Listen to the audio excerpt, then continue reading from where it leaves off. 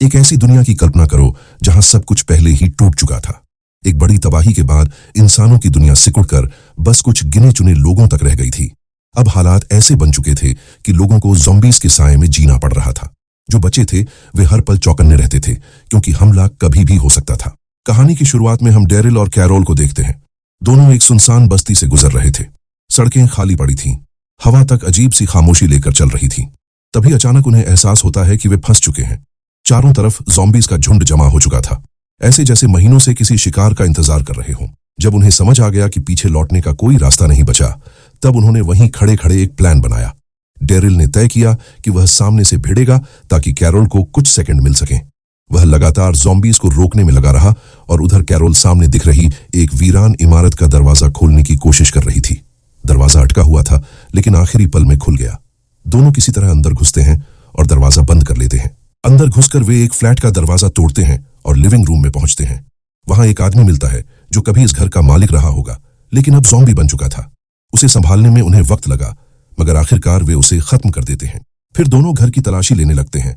अलमारियां खुलती हैं, दराजें खंगाली जाती हैं, शायद कुछ काम की चीज मिल जाए। तभी अचानक एक और ज़ॉम्बी सामने आ जाता है। डेरिल उस पर काबू पाने की कोशिश कर रहा था कि पीछे से हालात और बिगड़ जाते हैं।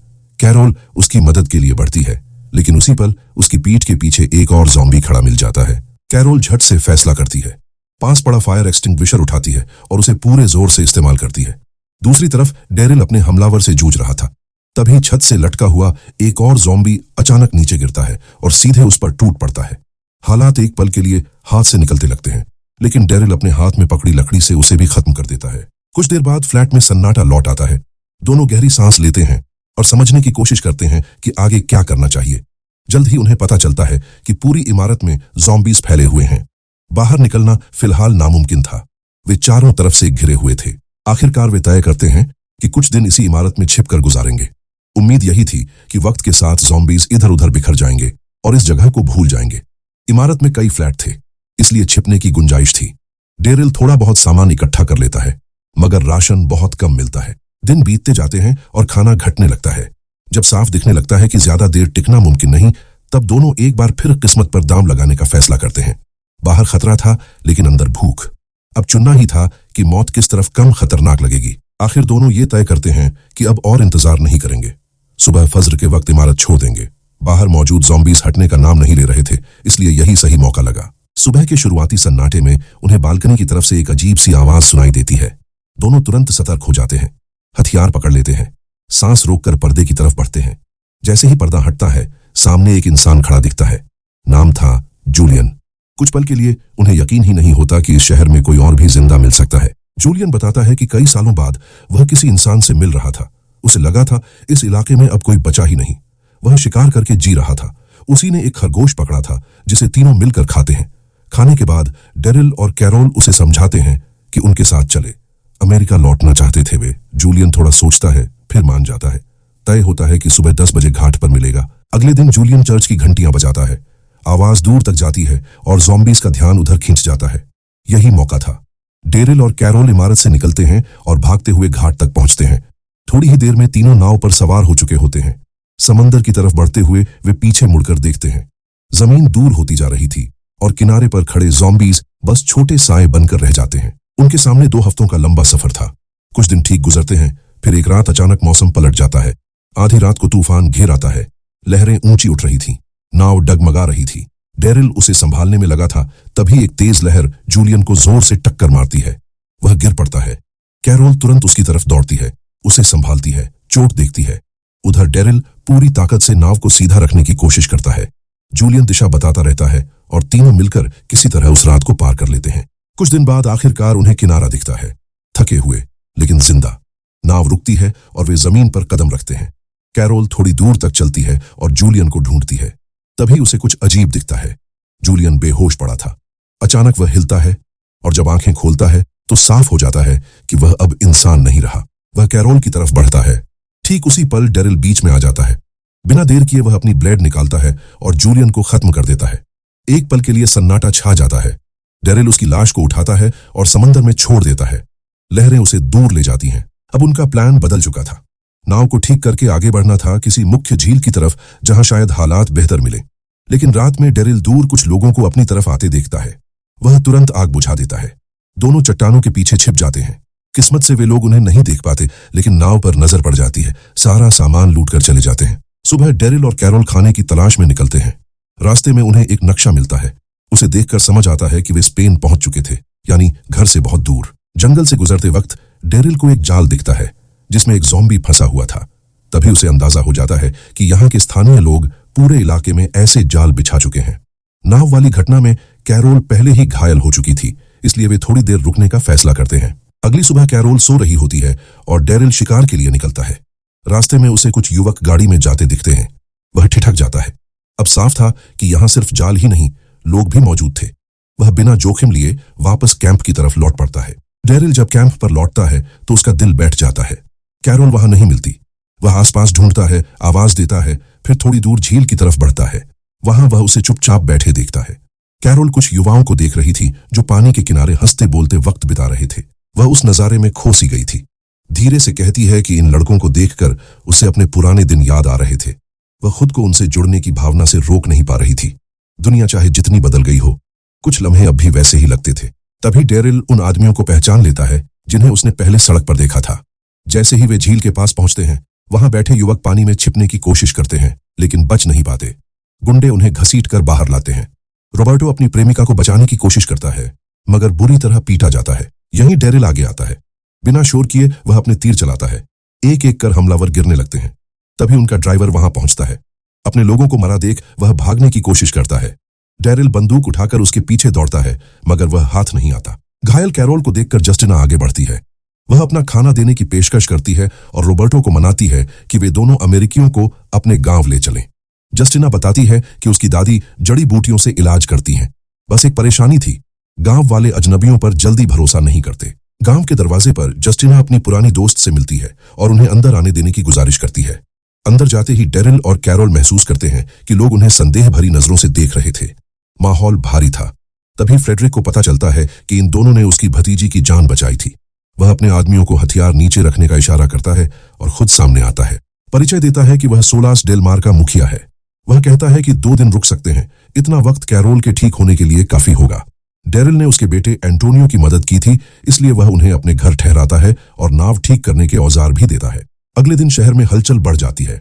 गैलम टोरेस आता है, जिसे स्पेनिश वंश का आखिरी उत्तराधिकारी माना जाता था। वह लोगों में तोहफे बांटता है। धीरे धीरे पता चलता है कि हर साल शासक गठबंधन यहां से एक युवा लड़की चुनता है जिसे राजधानी भेजा जाता है। डेरिल को अब समझ आता है कि रॉबर्टो और जस्टिना क्यों भाग रहे थे। जो विरोध करे उसे सजा मिलती है। चुनाव का तरीका अजीब था। छोटी छोटी सुअरों की गर्दन में लड़कियों के नाम बांध दिए जाते हैं। फिर उनकी दौड़ लगती है। जो सुअर पहले फिनिश लाइन पार करे, उसी नाम वाली लड़की को ले जाया जाता है। इस बार एल्बा का नाम निकलता है। उसके परिवार पर सन्नाटा छा जाता है। दूसरी तरफ जस्टिना को राहत मिलती है कि उसे अभी 1 साल और रॉबर्टो के साथ मिल गया। शाम तक शहर में जश्न चलता है, लेकिन हर चेहरे पर खुशी नहीं थी। रात को फ्रेडरिक दावत रखता है। खाने के दौरान कैरोल उससे पूछती है कि वह लड़कियों को सुरक्षा और हथियारों के बदले क्यों सौंप देता है। फ्रेडरिक शांत स्वर में कहता है कि राजधानी में उन्हें बेहतर जिंदगी मिलती है और गठबंधन से सोलास डेल मार को भी सहारा मिलता है। उसके मुताबिक यह एक समझौता था। उसी टेबल पर बैठा डेरिल अचानक चौकन्ना हो जाता है। उसे वही ड्राइवर दिखता है जो पहले भाग निकला था। उसके साथ गिलर्मो के लोग भी मौजूद थे। डेरिल चुपचाप उठता है और उनका पीछा करता है। थोड़ी दूर जाकर उसे समझ आता है कि वे लोग मेयर को मिले तोहफों की खेप लूटने की तैयारी में थे। अब इंतजार करने का वक्त नहीं था। डेरिल फैसला करता है कि इस बार वह खुद पहले कदम उठाएगा। डेरिल देर नहीं करता, वह सीधे अपराधियों पर टूट पड़ता है। तलवार चलती है और कुछ ही पलों में मामला खत्म हो जाता है। आखिर में वह उस ड्राइवर को पकड़कर ज़ॉम्बियों से भरे पिंजरे की तरफ धकेल देता है। दरवाजा बंद करता है और चुपचाप देखता रहता है। अंदर क्या होता है वह किसी को समझाने की जरूरत नहीं। उसे अंदाजा नहीं था कि ये लोग विलियम की सेना से जुड़े थे। जब विलियम को अपने आदमियों के गायब होने की खबर मिलती है तो वह तुरंत एक टीम गांव की तरफ भेजता है। वे लोग आसपास की टोह लेने लगते हैं। अगली सुबह डेरिल अपने सामान समेट रहा था। इरादा साफ था, अब आगे बढ़ना होगा। रॉबर्टो नाव ठीक कराने में मदद की पेशकश करता है, मगर कुछ जरूरी पुर्जे चाहिए थे, इसलिए वे वैलेंटिना के पास जाते हैं। वह औरत जिसने 30 साल समंदर में जहाज चलाए थे। नाव को देखते ही वह समझ जाती है कि काम आसान नहीं। पानी में उतारने से पहले अच्छी मरम्मत करनी पड़ेगी। फिर भी वह तैयार हो जाती है, लेकिन एक शर्त रखती है। डेरिल को वादा करना होगा कि वह रॉबर्टो और जस्टिना को अपने साथ अमेरिका ले जाएगा। हालात ऐसे थे कि डेरिल मना नहीं कर सकता था। वह हामी भर देता है। डेरिल और रोबर्टो पुराने जर्जर जहाजों वाले इलाके में जाते हैं ताकि काम के हिस्से निकाल सकें। तभी अचानक समंदर की तरफ से एक ज़ॉम्बी निकलकर उन पर झपटता है। डेरिल उसका सिर कुचल देता है, लेकिन जल्द ही उसे महसूस होता है कि आसपास और हलचल है। रोबर्टो पुर्जे जुटाने में लगा रहता है और डेरिल गोलियां चलाकर ज़ॉम्बियों को दूर रखता है। जब गोलियां खत्म हो जाती हैं तो वह हथौड़ा उठाता है, एक एक वार करके रास्ता साफ करता है और रोबर्टो को उन ज़ॉम्बियों से बचा लेता है जो पानी के नीचे छिपे थे। उधर जस्टिना को एक सच्चाई पता चलती है। उसे मालूम पड़ता है कि उसका चाचा फ्रेडरिक हर साल धोखा देता रहा। सुअर की गर्दन से उसका नाम हटाकर किसी और लड़की का नाम बांध देता था ताकि वह कभी चुनी न जाए। सच सामने आते ही जस्टिना अंदर से टूट जाती है। उसे लगता है कि एल्बा की जगह खुद जाना चाहिए। एल्बा अपनी मां से बहुत जुड़ी थी और उनका बिछड़ना बेहद दर्दनाक होता। जस्टिना फैसला कर लेती है। अगली सुबह रोबर्टो घर पहुंचता है तो जस्टिना जा चुकी होती है। उसे समझने में देर नहीं लगती। गुस्सा, दुख, बेबसी सब एक साथ उमड़ पड़ते हैं। वह डेरिल को दोष देता है। उसके मुताबिक अगर वे दोनों यहां वापस न आते तो जस्टिना भी नहीं जाती। टूटे हुए दिल के साथ वह उनके साथ अमेरिका जाने का इरादा छोड़ देता है। डेरिल एक और साथी खो देता है। वैलेंटीना और उसकी टीम की मदद से नाव की मरम्मत जारी रहती है। एक हफ्ते से भी कम समय में नाव दोबारा चलने लायक हो जाती है। जब पता चलता है कि रोबर्टो साथ नहीं जाएगा तो वैलेंटीना कूपर का नाम सुझाती है। कूपर कभी कैलिफोर्निया में रहा था और सालों से वहां नहीं गया। डेरिल को लंबी यात्रा के लिए किसी भरोसेमंद हाथ की जरूरत थी, इसलिए वह तैयार हो जाता है। लेकिन हालात फिर पलट जाते हैं। अचानक बागियों का एक समूह वहां पहुंचता है। बिना चेतावनी के एक तीर उड़ता है और सीधे कूपर के सीने में धंस जाता है। वह वहीं गिर पड़ता है। सब कुछ सेकंड में बदल जाता है। डेरिल हथियार उठाता है। कैरोल और वैलेंटीना भी साथ खड़ी होती हैं। उसी दिन बागियों की बड़ी टोली सोलास के दरवाजों तक पहुंच जाती है। खबर मिलते ही फ्रेडरिक फैसला करता है कि हर नागरिक को हथियार दिए जाएंगे। दरवाजे बंद कर दिए जाते हैं। लोग दीवारों पर चढ़कर जवाबी फायरिंग शुरू कर देते हैं। हालात बिगड़ते देख फ्रेडरिक एक और कदम उठाता है।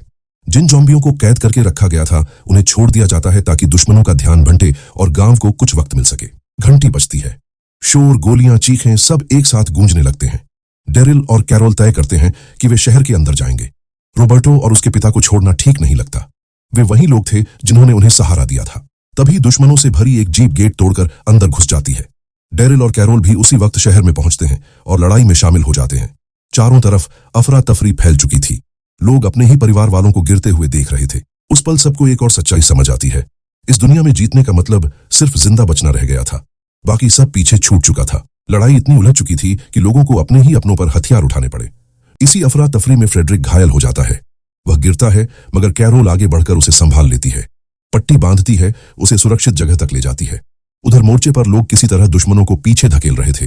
ज्यादातर हमलावर गिर चुके होते हैं तो रोबर्टो सीधा एल्बा के घर की तरफ भागता है। वह लड़की और उसकी मां को बचाना चाहता था, लेकिन रास्ते में उसे दिखता है कि मामला अभी खत्म नहीं हुआ। दुश्मन शहर के अंदर ज़ॉम्बी छोड़ रहे थे। वह समझ जाता है कि खतरा अभी बाकी है और अपने परिवार को चेतावनी देने दौड़ पड़ता है। हालात बेकाबू हो जाते हैं। आग लगती है, धुआं उठता है, हर तरफ चीखें। ज़ॉम्बियों का झुंड बचे हुए लोगों पर टूट पड़ता है। शहर वाले मिलकर उन्हें रोकने की कोशिश करते हैं ताकि वे और अंदर न फैल जाएं। तभी बागियों का एक और ग्रुप अंदर घुस आता है और घर घर जाकर जरूरी सामान लूटने लगता है। डेरिल दोनों मोर्चों पर लड़ता है, कभी ज़ॉम्बियों से, कभी बागियों से। आखिरकार जब शोर थोड़ा थमता है तो जीत का एहसास नहीं, सिर्फ नुकसान गिना जाता है। कई लोग जा चुके थे। रोबर्टो गुस्से में सवाल उठाता है। हर साल यहां से एक लड़की भेजी जाती थी ताकि सोलास को सुरक्षा मिलती रहे, मगर जब असली हमला हुआ तो कोई मदद के लिए क्यों नहीं आया? फ्रेडरिक जवाब देता है कि अगर गिलर्मो से मिले हथियार न होते तो शहर टिक भी नहीं पाता। इसी बीच एक हमलावर जिंदा पकड़ लिया जाता है। पूछताछ में पता चलता है कि बागियों को काजार की पूरी जानकारी मिल चुकी थी और वे गठबंधनों पर एक एक कर हमला कर रहे थे। रात होते ही रोबर्टो चुपके से एक जीप लेकर निकल जाता है। उसका पिता पीछे जाने का फैसला करता है। एंटोनियो ने पहले जो साथ दिया था उसे याद रखते हुए डेरिल और कैरोल भी उसके साथ निकल पड़ते हैं। उधर फ्रेडरिक पकड़े गए दुश्मनों से सारी जानकारी निकलवाकर उन्हें ज़ॉम्बियों से भरे पिंजरे में बंद करवा देता है। लोग देखते रहते हैं, सजा वहीं पूरी हो जाती है। दूसरी तरफ रोबर्टो बुरी हालत में मिलता है। गैंग ने उसे पकड़कर पुल से लटका दिया था। नीचे ज़ॉम्बियों का झुंड था जो उसे छूने की कोशिश कर रहा था। जैसे ही रस्सी काटी जाने वाली होती है, डेरिल पहुंच जाता है। वह तेजी से हमलावरों को खत्म करता है। फिर एंटोनियो और बाकी लोग ज़ॉम्बियों से भिड़ते हैं। कुछ ही देर में रास्ता साफ हो जाता है। रोबर्टो अभी जिंदा था, सांस चल रही थी। होश में आने पर वह बताता है कि उसने गिलर्मो के कैंप पर हमला किया था। वहां जस्टिना मिली भी थी और उसने भागने का फैसला किया था, मगर पीछा करने वालों ने उन्हें पकड़ लिया। जस्टिना को फिर से ले जाया गया और रोबर्टो को बुरी तरह पीट दिया गया। उसे तुरंत इलाज की जरूरत थी। कैरोल एंटोनियो की मदद करती है ताकि वह उसे सुरक्षित वापस सोलास ले जा सके। डेरिल वहीं रुकता नहीं, वह मोटरसाइकिल पर चढ़ता है और जस्टिना के पीछे निकल पड़ता है। रास्ते में उसे एक बीमार आदमी मिलता है जिसकी आंखें निकाली जा चुकी थीं। डेरिल पहले रुकता है, मदद करने की सोचता है, मगर जल्दी समझ आता है कि वह आदमी होश में नहीं। लंबा सफर सामने था, वह रुक नहीं सकता था। उसे वहीं छोड़कर आगे बढ़ जाता है। कुछ किलोमीटर बाद उसे एक ट्रक दिखता है जिसे ज़ॉम्बियों का झुंड खींच रहा था। उसी ट्रक से कुछ लोग मोटरसाइकिलों पर उतरते हैं और उसकी बाइक छीनने की कोशिश करते हैं। डेरिल गोली चलाता है, एक फ्यूल टैंक पर निशाना लगता है और धमाका हालात बिगाड़ देता है। पीछा तेज हो जाता है। जब उसे लगता है कि बच निकलना मुश्किल है, वह बाइक छोड़कर पैदल ही निकल जाता है। रात में एक परिवार उसे देख लेता है और अपने घर ले जाता है। वह थोड़ी देर के लिए आराम करता है, फिर पता चलता है कि इस परिवार का सारा पानी उसी गैंग ने चुरा लिया था जिसने उसकी बाइक ली थी। वे लोग रेगिस्तान में रह रहे थे, एक खतरनाक त्वचा रोग से जूझते हुए। लोग उन्हें लिम्बो कहते थे, जैसे वे जिंदगी और मौत के बीच अटके हों। मगर माया बताती है कि बीमारी छूने से नहीं फैलती। माटिया, जो उस समूह का सदस्य था, बताता है कि उनसे सब कुछ छीन लिया गया। वह अपनी गाड़ी इनाम में देने को तैयार था, बस पानी वापस चाहिए। डेरिल साफ कहता है कि उसे गाड़ी अभी चाहिए ताकि वह अपना मिशन पूरा कर सके। थोड़ी चुप्पी के बाद वे उसे चाबियां दे देते हैं। अब उसके पास नया रास्ता था और एक नई जिम्मेदारी भी। डेरिल दूर से मोटरसाइकिलों की आवाज सुनता है। वो सीधा मुकाबला करने के बजाय उन्हें जाल की तरफ खींचने का प्लान बनाता है। माटिया और उसके कबीले को साथ लेकर वो एक घात लगाता है। आधे लोग नजदीक से भिड़ते हैं, हाथों से लड़ाई खत्म करते हैं और बाकी लोग डेरिल के इशारे पर दूर से गैंग के आदमियों को गिराते चलते हैं। डेरिल के पास बस 4 गोलियां थीं। हर शॉट सोच समझकर चलाना पड़ता था। वो तभी ट्रिगर दबाता जब उसे पूरा भरोसा होता कि निशाना चूकने वाला नहीं। गैंग का आखिरी आदमी कुल्हाड़ी उठाकर मोटरसाइकिल दौड़ाता हुआ सीधा उस पर चढ़ आता है। पल भर का फैसला था। टकराव होने से पहले ही डेरिल तलवार घुमाता है और खेल खत्म। अगला कदम और बड़ा था। वो ट्रक तक पहुंचते हैं और उसमें बंद ज़ॉम्बियों को आजाद कर देते हैं ताकि वही लोग उनकी सजा बने जिन्होंने उन्हें कैद कर रखा था। अफरा तफरी मच जाती है। टाफो अपने आदमियों को ज़ॉम्बियों के बीच मरते देख बेकाबू होकर गोलियां चलाने लगता है। ब्लंका घबराकर बाहर निकलने का रास्ता ढूंढती है, लेकिन ट्रक चारों तरफ से घिर चुका होता है। डेरिल कोशिश करता है कि हालात संभाल ले, पर जल्दी समझ जाता है कि अकेले ये मुमकिन नहीं। वो पीछे हटता है। लड़ाई के बीच किसी अजीब किस्म की मजबूरी उन्हें साथ ला देती है और कुछ देर के लिए डेरिल और टाफो मिलकर ज़ॉम्बियों का सफाया करते हैं। जब शोर थमता है और आखिरी ज़ॉम्बी गिरता है, दोनों आमने सामने खड़े होते हैं। भरोसा नाम की चीज वहां नहीं बची। टाफो हथियार छीनने बढ़ता है, लेकिन डेरिल उसे पानी में धक्का दे देता है। एक छोटी सी जद्दोजहद होती है, फिर गोली चलती है। डेरिल यकीन कर लेना चाहता है कि ये कहानी यहीं खत्म हो। सब शांत होने के बाद वो पानी वापस ले जाता है और गरीब लोगों को लौटा देता है। माटिया और उसके कबीले से विदा लेकर वो नया हथियार उठाता है, मोटरसाइकिल स्टार्ट करता है और बार्सिलोना की तरफ निकल पड़ता है। रास्ते में उसे महसूस होता है कि कोई पीछा कर रहा है। वो बाज निकलती है, सोला डेलमार की जानी मानी योद्धा। वो बताती है कि जस्टिना को बचाने के लिए उसे उसकी मदद चाहिए। दोनों आगे बढ़ते हैं और एक गांव के पास रुकने का फैसला करते हैं। तभी सामने ज़ॉम्बियों का झुंड दिखाई देता है। किस्मत से गांव वाले हमला देख लेते हैं और दरवाजे खोल देते हैं। गांव की महिलाएं ज़ॉम्बियों का ध्यान अपनी तरफ खींचती हैं और उसी मौके का फायदा उठाकर डेरिल और बाज अंदर पहुंच जाते हैं। शहर में कदम रखते ही उनसे सवाल जवाब शुरू हो जाते हैं। यही बाज की मुलाकात लाया से होती है। दोनों एक दूसरे को देखते ही गले लग जाती हैं। तब पता चलता है कि सोलास डेलमार की कई और महिलाएं भी यहां शरण ली हुई हैं। वे काजार के चंगुल से बचकर भागी थीं और अब मिलकर अपना अलग ठिकाना बना चुकी हैं। पुराने साथियों से मिलने के बाद बाज लाया से कहती है कि उसे बार्सिलोना में घुसने में मदद चाहिए। जस्टिना को निकालना जरूरी है। बदले में वो वादा करती है कि गिलर्मो तक पहुंचने का मौका मिलेगा और उस जालिम शासन को खत्म करने का रास्ता भी, जो छोटी लड़कियों को पकड़कर अजनबियों के हवाले कर देता है। सफर अब और बड़ा होने वाला था। उसी दिन हमला शुरू होता है। शहर के अलग अलग कोनों में लोग पहले से छिपे बैठे थे।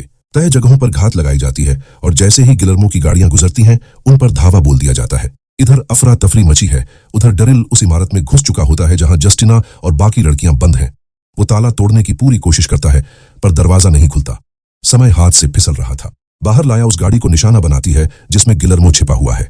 वो ग्रेनेड फेंकने ही वाली थी कि बाज उसे रोक लेती है। उसे पता चल चुका था कि हेलना भी उसी गाड़ी में है। बाज झटके से लाया को पीछे धकेल देती है ताकि गोलियां उसकी दोस्त तक न पहुंचे। ग्रेनेड दीवार से टकराकर बड़ा सा सुराख बना देता है और उसी रास्ते ज़ॉम्बियों का झुंड अंदर घुस आता है। लाया गिलर्मो तक पहुंच जाती है, उसे खत्म करने की कोशिश करती है, लेकिन तभी उसे गोली लगती है। अगले ही पल ज़ॉम्बी उस पर टूट पड़ते हैं। दूसरी तरफ डेरिल समझ चुका था कि वो जेल का दरवाजा नहीं खोल पाएगा। भारी मन से उसे जस्टिना को वहीं छोड़कर निकलना पड़ता है।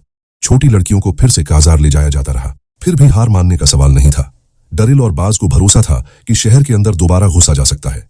दोनों एक यात्री गाड़ी में छिपकर महल तक पहुंचते हैं। मजदूरों की तरह चेहरों पर मास्क लगा लेते हैं और भीड़ में खो जाते हैं। रात को शाही परिषद का भव्य डिनर सजता है। नई लाई गई लड़कियों के स्वागत के नाम पर एक तमाशा रचा गया था।